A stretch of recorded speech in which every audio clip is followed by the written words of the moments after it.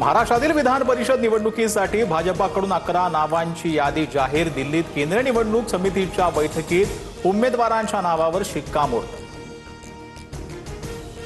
भाजपकडून अहिल्यानगरमधून प्राजक्त तनपुरे तर संभाजीनगर जालन्यातून सुहास शिरसाट उमेदवार। जळगाव विधान परिषदेसाठी भाजपाकडून नंदकिशोर महाजनांना उमेदवारी जाहीर।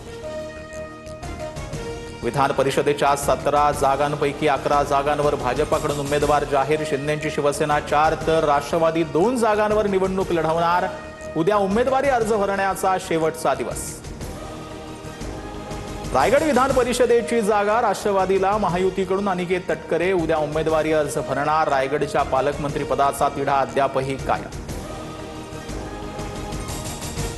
रायगडच्या जागेवरून उपमुख्यमंत्री शिंदेंच्या नंदनवन निवासस्थानी बैठक। युती धर्म पाळा, शिंदेंच्या आमदारांना सूचना।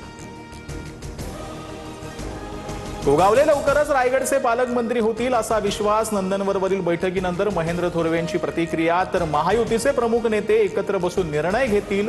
रायगडच्या पालकमंत्री पदावर तटकरेंची सावध प्रतिक्रिया। रायगडच्या जागेसाठी शिवसेना आमदार महेंद्र दळवी आग्रही। मुलगी जुईली दळवींच्या रायगडच्या जागेसाठी अर्ज। उमेदवारी मागे घेण्याच्या दिवसापर्यंत वाट पाहू, दळवींची प्रतिक्रिया।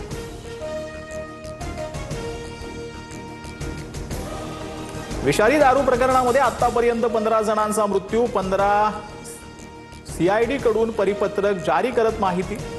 पिंपरी चिंचवडच्या दापोडीत 11 तर हडपसरमध्ये 4 जणांचा मृत्यू झाल्याची सीआयडीची माहिती।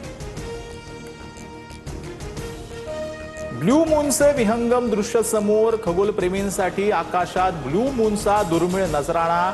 मे महिन्यातील आज दुसरी पौर्णिमा। साधारणपणे 30 महिन्यांनी एकदा असा योग येतो।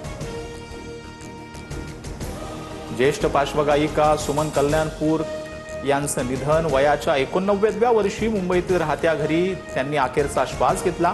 निंबोणीच्या झाडामागे अरे संसार संसार सारखी अनेक गोड आणि अजरामर भावगीतं मराठी चित्रपटसृष्टीला लाभली।